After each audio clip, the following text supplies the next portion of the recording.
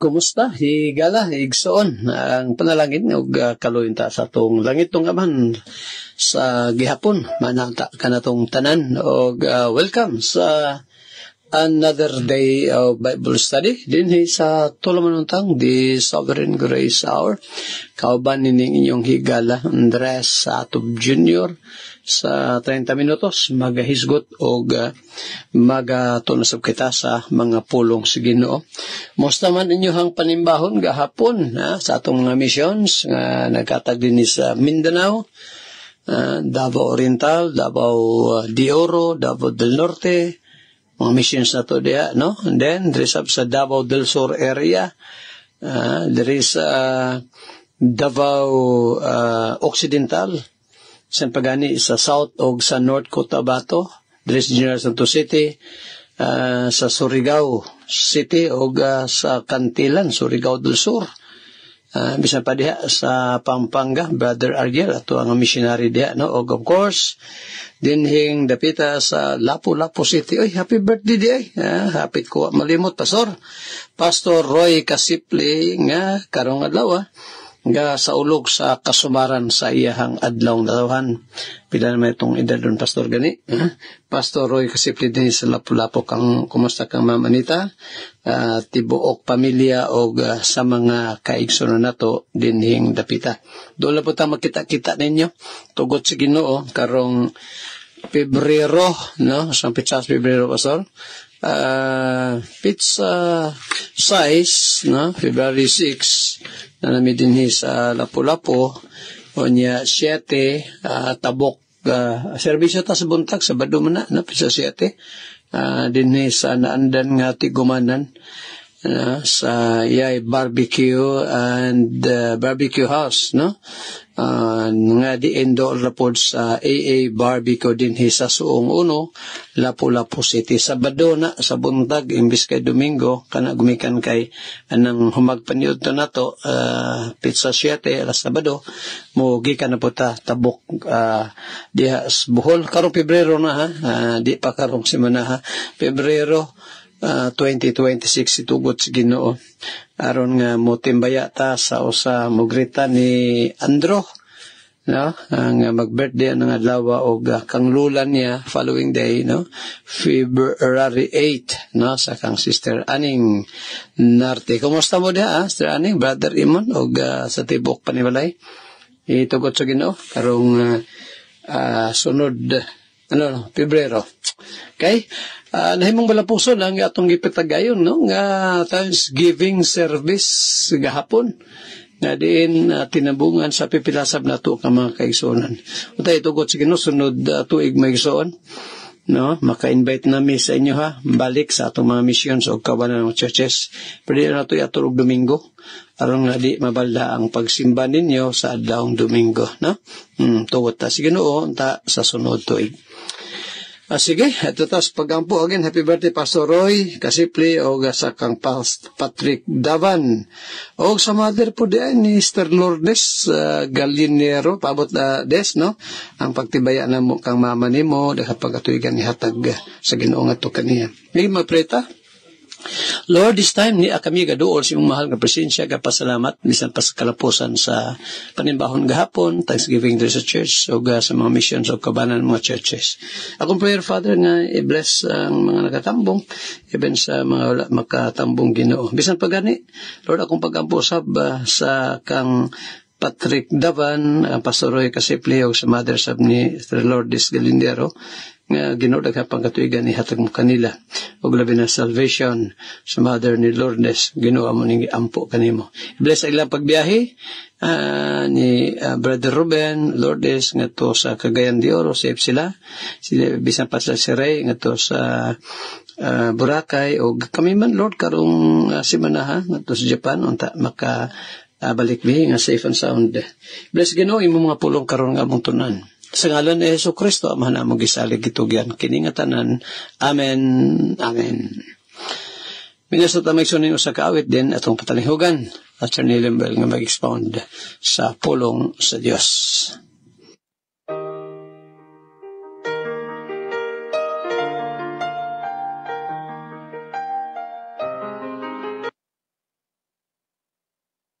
Sige, ato ang albrihan ato ang mga Biblia sa ato ang pag-meditate niini diri sa Proverbs chapter 20 verse 3. Mga Proverbio kapitulo 20 versikulo 3. Ingon diri, it is an honor for a man to cease from strife, but every fool will be meddling.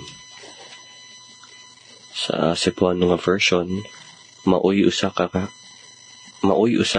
kadungganan alang sa usa ka tawo ang pagpahilayo gikan sa pakig-away, apan ang tagsa-tagsa kabuang magakaaway.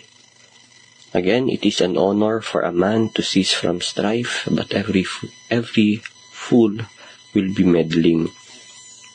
Ang kaingon diri nga it is an honor for a man to cease from strife, ang pagpalayo or pag-avoid sa pakig-away or argument o kanang gagmay nga ang kanang quarrel.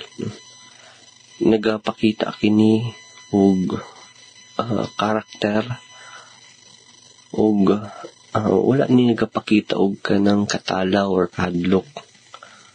Ang pagpalayo sa lalis nagapakita kini sa usa nga mature siya ug na siya humility. Labaw na sa tanan makontrol niya iyang kaugalingon. No, it shows self-control.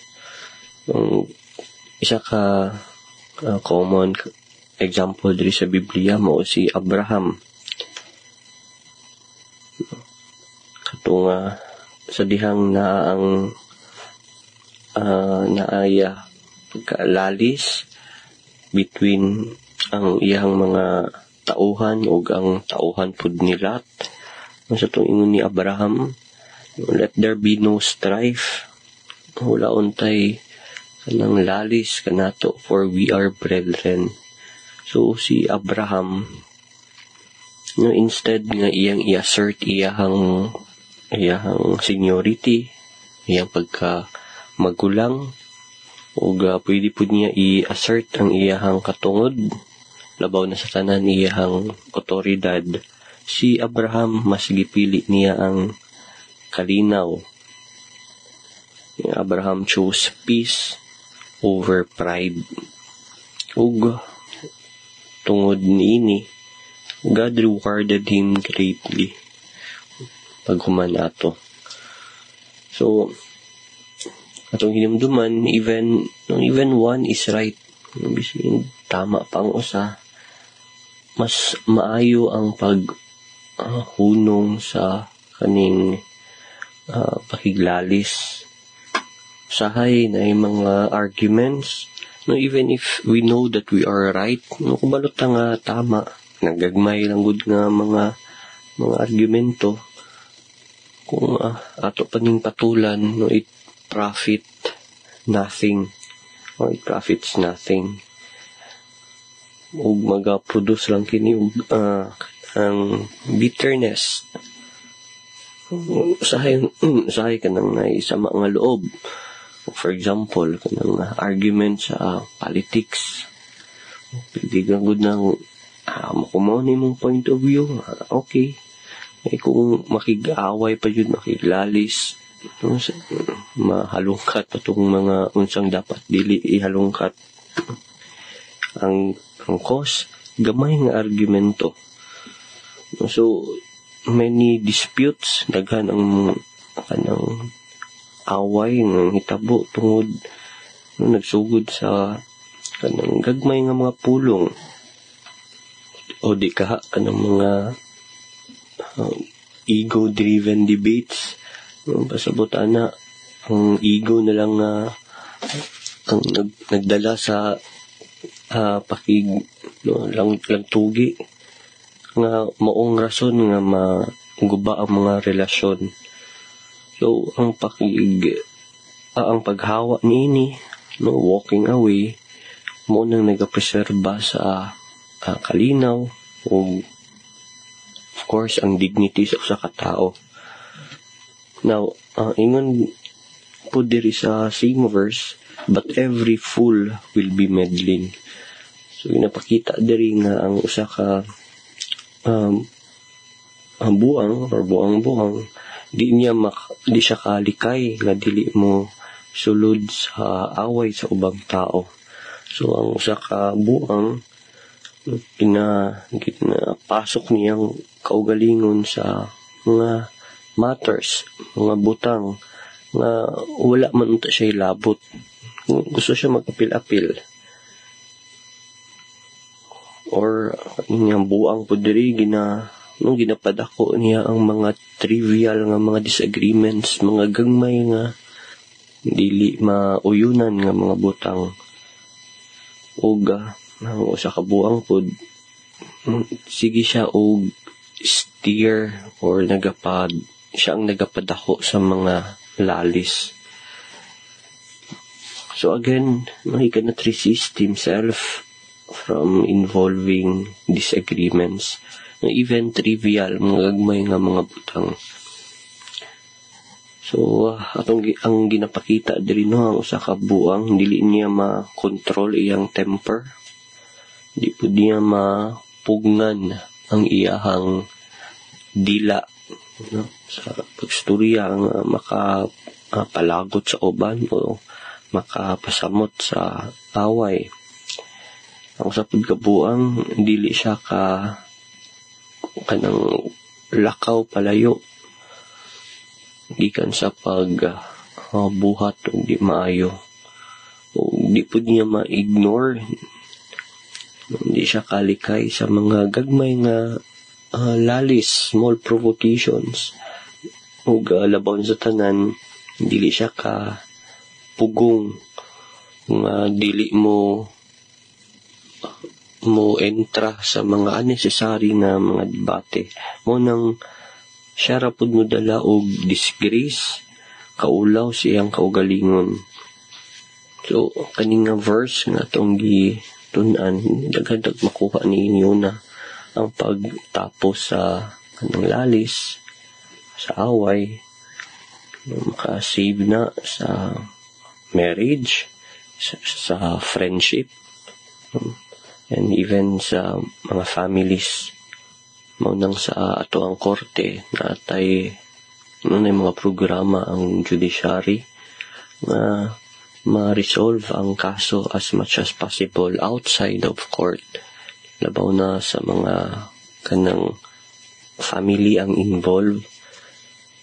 So, natay tawag na PMC, Philippine Mediation Center, nga iagi og mediation.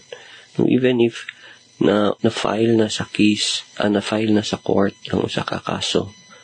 So, after na itawag na pre-trial, iagi na og mediation.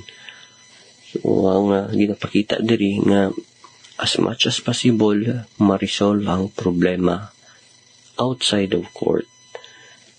O maupod lang sa social media, ang usa ka maalamon nga tao, kina-ignore lang niya ang mga makapalagot nga mga post. On the other hand, ang usa ka buang-buang o buang, mo-comment siya sa tanan nga mga makitaan niya nga argument. Maulang pud ang makahatag og stress iyang kaugalingon. So, ang ginatudlo sa tuwa, nga dili ka usa ka talawan kung muundang ka sa pakig-away, pakiglalis, mas maayo pagani. Okay, makontrol or nakontrol nimo ang imuhang kaugalingon. On the other hand, ingon diri sa atong ibasa sa Proverbs 20 verse 8, ang sa kabuang dili kabalo mo hunong sa pakiglantugi, pakigaway, masking labaw na nga masking dili niya problema, mo apili gihapon siya.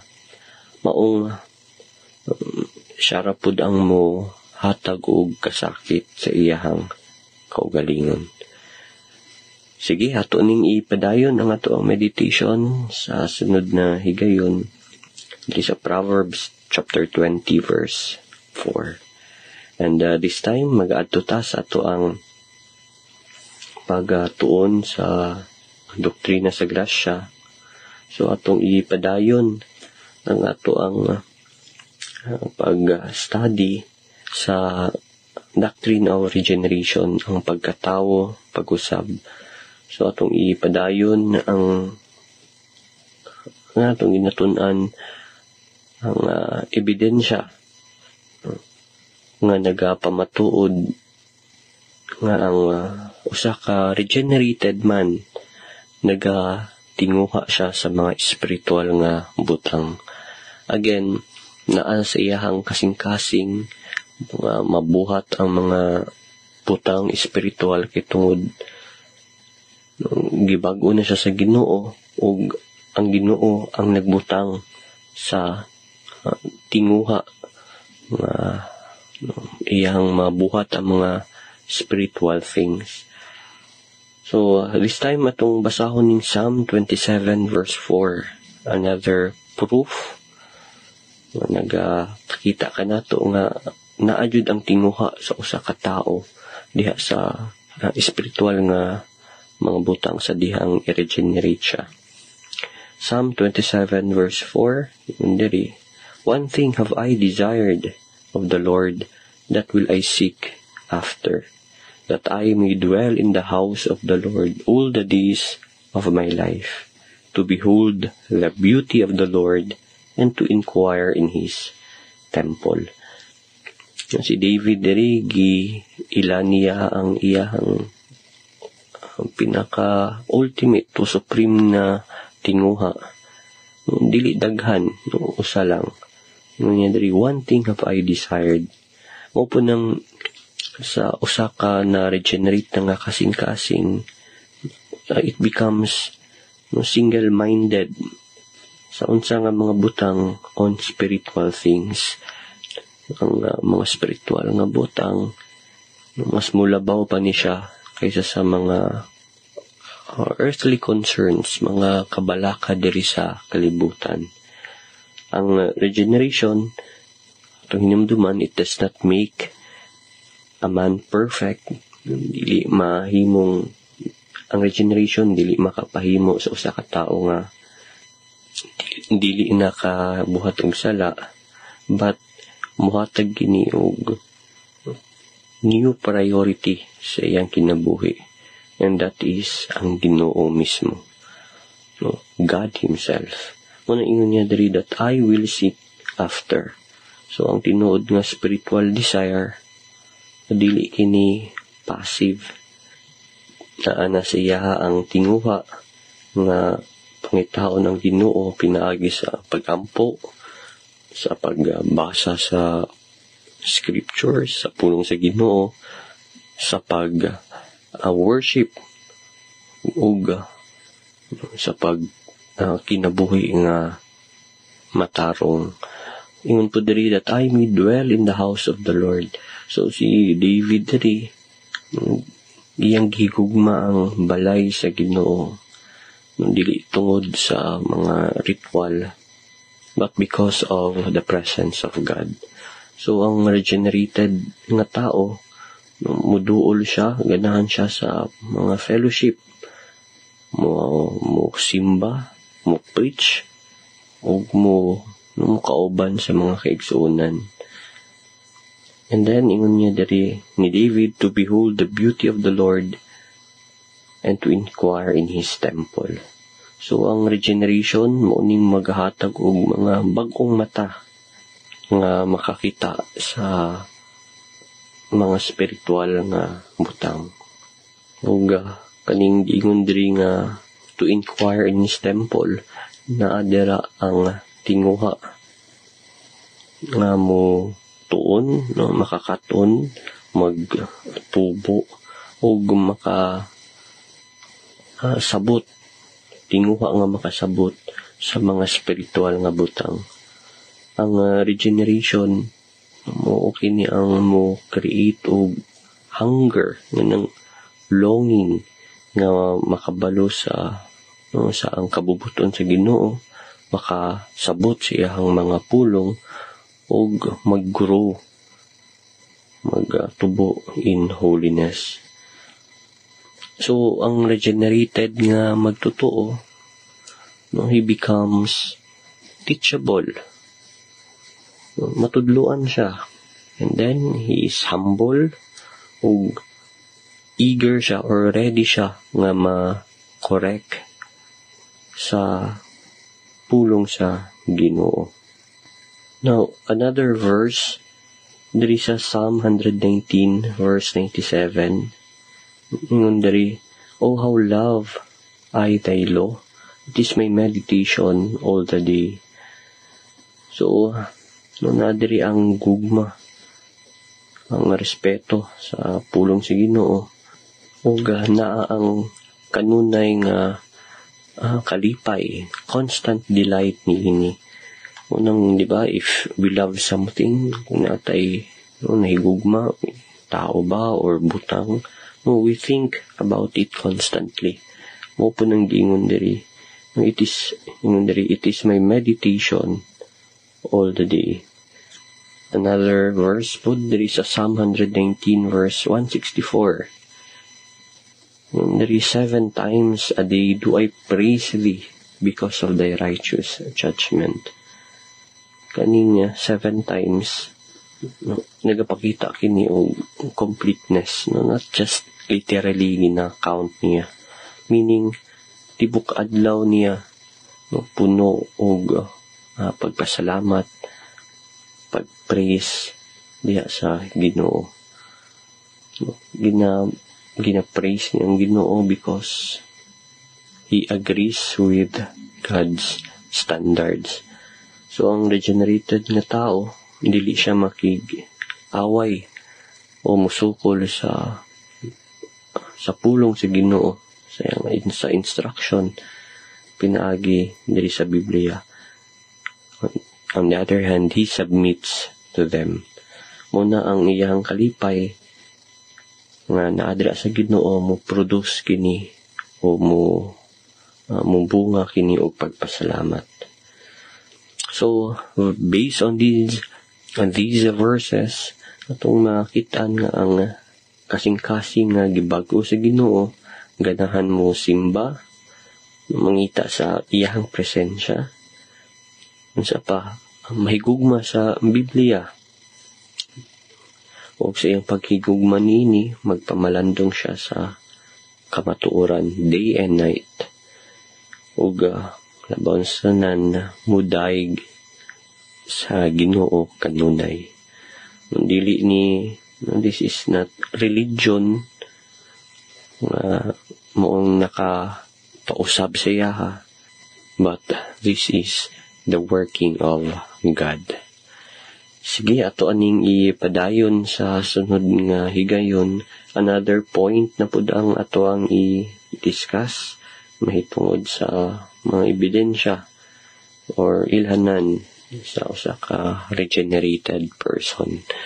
Kung ikaw dili ka pa sure sa imuhang salvation, sa imong kaluwasan, walay laing pamaagi kung dili ang pagsalig kang Ginoong Hesukristo nga mao lamang ang bugtong manluluwas. Repent and believe in the Lord Jesus Christ. Kini inyong kauban si Attorney Lamuel Atup with the Pastor Andres Atup Jr. Magaingon, ang Diyos magapanalangin kanatong tanan. Daghang salamat. Sige, maigsoon atong ipadayon atong paghisgot ni ning topic about ning pagkahulog sa tao diha sa kalapasan dinha sa kasalanan, the fall of man. O atong nahibaluan gahapon kung iyong napaminawan ni atong programa, atong gitakal, atong gihisgotan higala ang mga butang nawa sa tao human siya mahulog diha sa kasalanan. Panginoong tao maigsoon, wala exempted niya, no exemption. Gumikan kay ang Biblia gasulti, Romans 3 verse 23, for all have sinned come short of the glory of God. Sanglit nakasala man ang tanan. Pag-ingog tanan dia, wala exempted ha. Of course, si Ginoong Kristo, Diyos man siyang nagpagkatawa sa labot. Ha? Pero sa kuan ba, human being lang. Pastor, how about si Birhen Maria? Tawag ko siya Birhen Maria, nitong wa pa sila mag-ipon ni na ang Joseph, no, o wa pa makahilabot si Joseph siya, pero man nga nakahilabot si Joseph kaya kung bana, no, so dito hindi siya birhen, kaya nagpusot-pusot naman ang mga anak nila. Ako lang isingit kadali kaya naghamugong gato ba nga antod karong panahon na si Maria inahan sa itong Ginoong Kristo sa pagkataos itong Ginoo, birhen lang gihapon. Di na gidumao. Klaro na sa Biblia, Mateo 13, nga si Maria, daghag anak. No? Daghag isoon si Ginoong Kristo, mapito lang siya kinamagulangan, kaya na siya mga manghod. No? Isa na ko basahon ng Matthew 13, sunod na lang kay aron ito malis ato ang topic. So Romans chapter 5, another verse magsoon to prove nga di lamang si Adan ug si Eva nakasala kundi tanan nga mga nilalang sa Ginoo, no, nga katawhan. Yung pa ni Apostle Paul din sa verse 12, Romans 5, wherefore as by one man sin entered into the world, pinagi daw sa kataw, misulod ang sala dres kalibutan, and death by sin, o pinaagi sa sala misulod ang kamatayon. And so death passed upon all men, for that all have sinned. Yun din no? Tungod daw sa sala ang kamatayon mikuyanap nga Diyos na mga tao. Kung saan kamatayon na pastor, spiritual death o nastanan. Spirituhan ng kamatayon. Nga naman na, tungod kay na may mga tao nga na mamatay physically. Si Enoch dayo, namatok sa natin physical death. And Elijah, di ba? Si Elias o si Enoch, duha sa mga katauhan sa daang tugon, ang gisakgaw sa Ginoo, gi-translate sa Ginoo dito sa iyang gingharian nga wa na moagi physical death. Pero sa manang yun rin sa itong gibasa Roma 5:12, kaya yun din nga death passed upon all men, for all have sinned. Katulang gitawag niya spiritual death, spirituhan ng kamatayon. So pastor, si Enoch o si Elijah ay namatay makato sa lapod spiritually, na-save to, siyempre yun. Kaya wag makasud sa langit nga lang dili ma-regenerate or ma-born again. Mabay yung ni Christ diya sa Juan 3, diba? Sa tingin ni Ginoong Kristo diya, matod pa niya, except a man be born again, he cannot see. Sa verse 5, he cannot enter into the kingdom of God. So di kasud sa gingharian sa Dios, kundi siya magsinati og regeneration or kining pagka-born again, pagka-tao ba pag-usab, no, na trabaho sa Dios. So delikado ang tao higala tungod sa pagka-spiritually dead na sinati niyang spirituhan ng kamatayon. Kay unsa gitoy review na to kadali unsa gitoy kalugan sa pulong kamatayon. Ikaw higalang na minawron. There is Kabisayan, Mindanao, partly sa Luzon. Pinagi niya itong programa sa DXGS o din sa Kantilan FM, no? Sa programahan na mo din ni Brother Kenneth. Usabang klase nga, usabang kalukan sa pulong kamatayon, pagkahimulag, no, separation mo ng kaulugan sa pulong death, separation. Ang spiritual death, separation sa spirit, soul and body, laktura ta pagkasulti ang kinatibukan sa pagkatao. Ang spiritual ng kamatayon mo nga nabuwag siya sa Ginoo, separated siya sa Dios. Mo nang sinati sa tao ang spiritual death.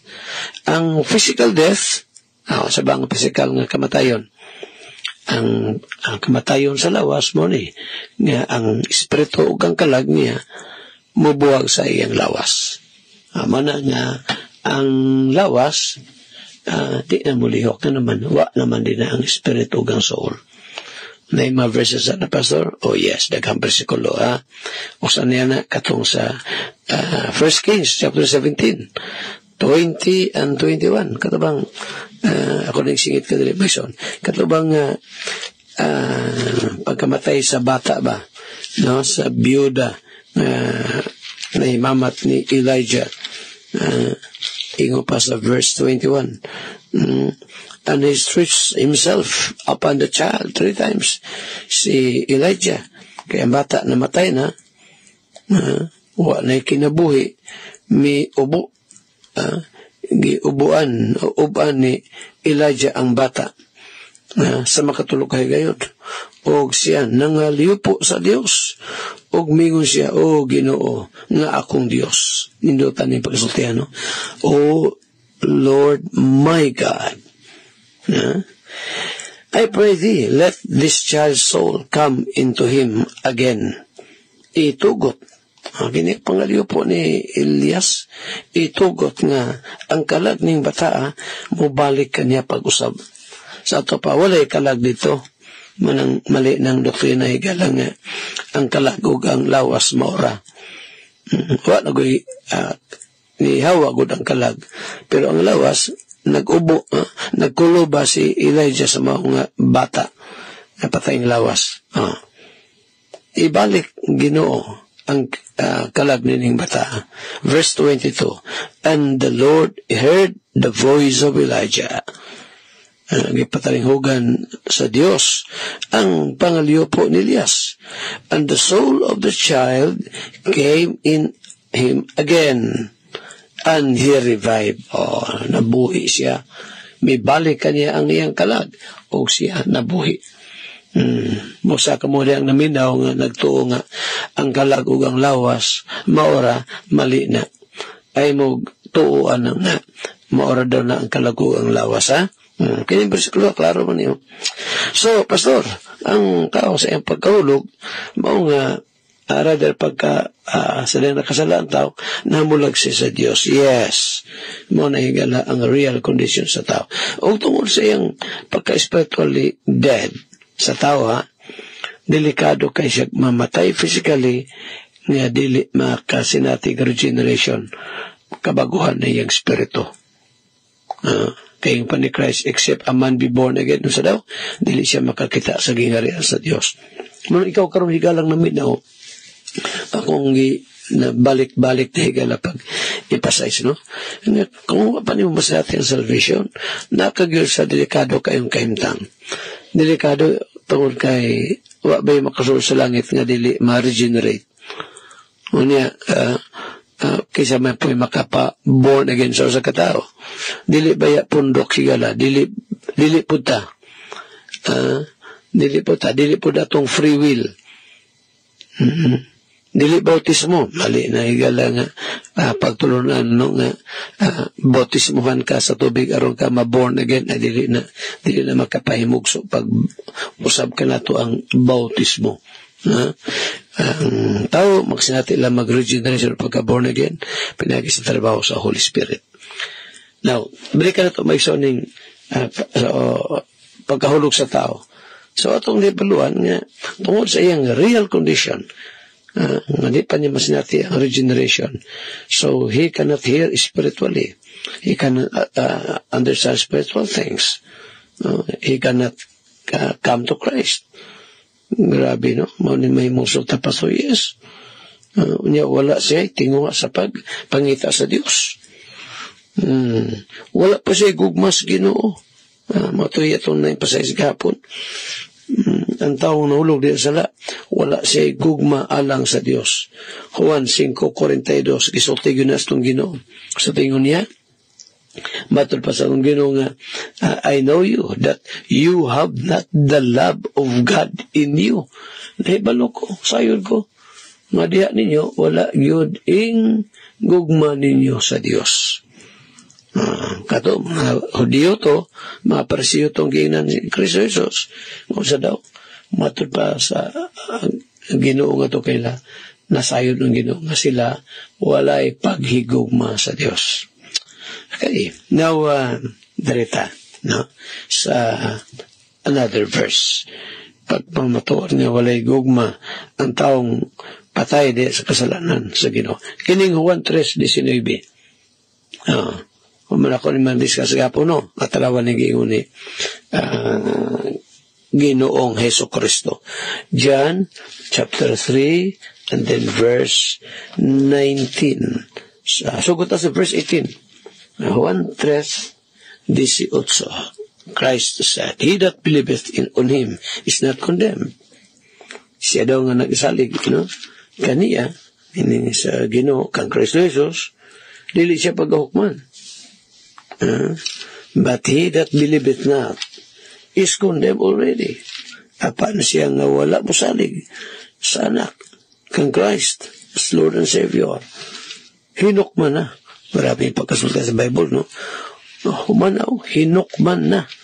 Nahukman na. He that believeth on him is not condemned.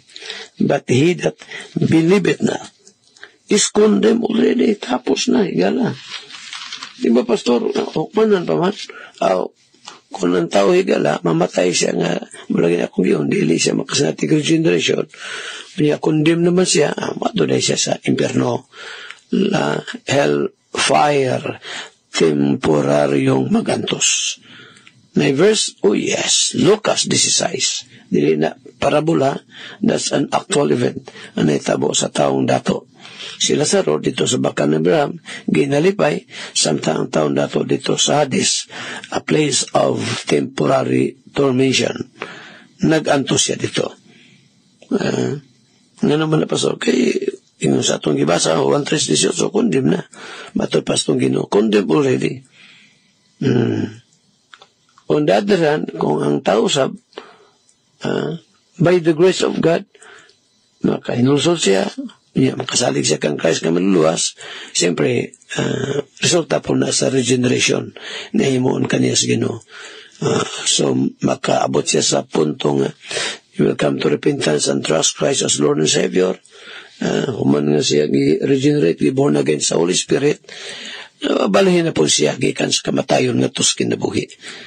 Klaro ang Bible na higala, very clear yun ang Bible. 1:5:24, no? Atong taon kadali, tama ba kung pagkutlo sa mga verse. Hira, matod pa ni Christ, verily, verily I say unto you, he that heareth my word and believeth on him that sent me hath everlasting life, may kinabuhing dayon. O siya dili na pagahukman, hinunua, nabalhin na siya gikan sa kamatayon nga tos kinabuhi. Dili na siya pagahukman. Karon ang tao nga wala makasalig ni Kristo Jesus, hinukman na siya. Mawa lang na igalang pagkahinukman niya kung siya baguhon sa Ginoo, i-born again sa Dios. Nabalikan ta ang Juan 3:19 na. And this is the condemnation. Og mao kini ang paghukom ato pastong Ginoo, last in verse 19. And this is the condemnation, that light is come into the world, and men love darkness rather than light, because their deeds were evil. Ang kayag daw miyanis kalibutan, apan gipalabis sa mga tao ang paghigugmas kangit-ngit kaysa kahayag. Nawa mo tanata, kaysa man ang kahayag? Kaysa bang kahayag? The Book of John, talawan na higala, Juan 8, versikulo 12, matod pa ni Christ, then spake Jesus again unto them, saying, I am the light of the world. Ako, ingat pastong Ginoo, ako ang kahayag sa kalibutan. He that followeth me shall not walk in darkness, but shall have the light of life. Dili siya maglakaw sa kangit-ngit, hinunua, makabaton siya sa kahayag sa kinabuhi. Ka-wonderful sa mga statements sa itong Ginoo mo isoon. Dili na daw siya maglakaw sa kangit-ngit, kundi sa kahayag na. siya nga nakabaton kang Christ. Karon kung wa siya kabaton kang Kristo, nga maluluwas, Ginoo siyang kinabuhi. Nabas siya sa kayag? Wala, nasa kangit-ngit. Unya, ang tao galang wa pa mabunagin. Sa ako nang gayon, dili siya makahigugma sa Dios. Kay mas palangga man niya ang kasalanan. Ang gamito na to ni palangga. Dili siya mahigugma sa kahayag. Kay mas gipalabi niyang higugmaon ang kangit-ngit. Malingon sa atong Ginoo. Diba? Verse 19. And this is the condemnation that light is coming to the world. And men love darkness rather than light. Katawan, gigugmas kangit-ngit kaysa kahayag. Nga naman daw, tungod sa ilang mga binuhatan nga daw tan. Because their deeds were evil. Hinungdan nga nung ang tao higala, dili magpahayag. Tanawan ng mga kawatan. Kano sa basagan may tabo ang kawat higala. Ang kawat may tabo. Panahon sa kagabi yun. Nga naman na. Mga tao tulog. Ngit-ngit pod. Ngit-ngit pod na. Siyempre gabi man. Mo na ginahimo sagad ang mga buhat nga daw tandiya sa mangit-ngit nga dapit.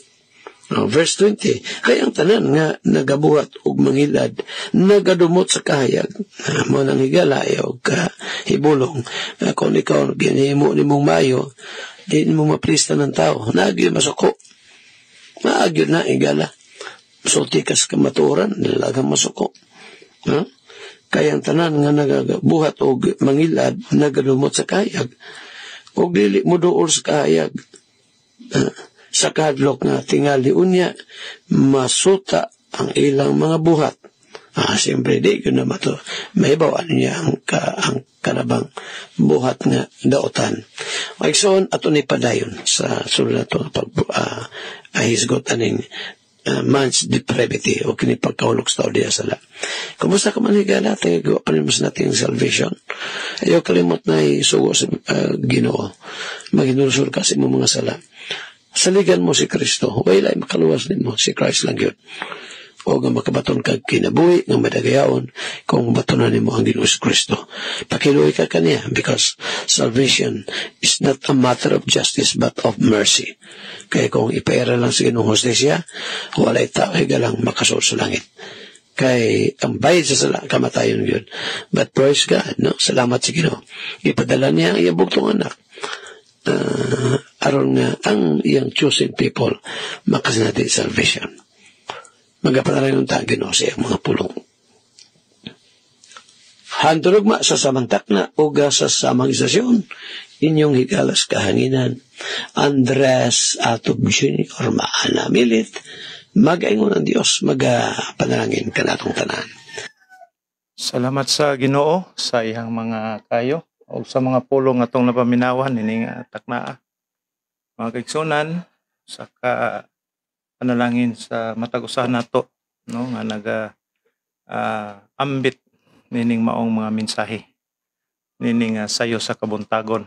Okay mga kaigsunan, ako ang pagtimbaya o usa ka mayong buntag sa matag-usa ka nato. Shout out usab sa tanang naminaw sa tong programa karon. O sama ni dangat o niabot kanimo higala igsoon, mayong adlaw. O this time, no, good morning sa matag-usa ka nato. O diha sa to ang wall sa Facebook nga naminaw usab karon, malipay yung pagpaminaw ninyo diha mga igsoon o higala. Okay, dinhi sa ato ang live nga may sulod o may bisita. Ako ang shoutout usab. Una dinhi kay Brother Joe Mangariano Sanggadi.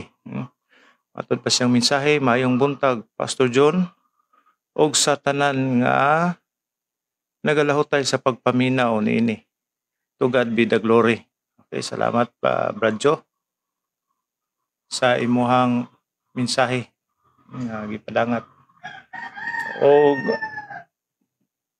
Og dinhi usab kang kuan Brad Janbert. Okay, Brad Janbert Riobal. Okay, kaya na nga. Naminaw usab. So nang manok. Og nining takna no si Brad Janbert minaw usab diha sa Barangay Kapatagan, Ligo City. Brother Rolando Yanis, kang Sister Telms Espisor, okay, ug dinhi kay Sister Jocelyn Tubaon na minausab. Okay? Good morning sa matag usagin og nining adlaw, adlawng Lunes. Kamalimot sa pagpanugyan sa Ginoo sa ato mga lakaw, gibuhaton, mga pagpaningkamot. Okay? Nanginahanglan gyud ta og tabang sa Ginoo mga kaigsunan. Okay? To God be the glory again og sa sunod nga higayon og panahon dungog-dungog sabta sa pagpaminaw sa pulong sa Ginoo. Og temporaryo na kitang manamilit hangtod sa sunod nga higayon. Mga kaigsunan, mo na, no? Importante kayo sa bang pulong gid kanato sa Ginoo matag adlaw. Okay? To God be the glory og mayong buntag again sa matag usa kanato.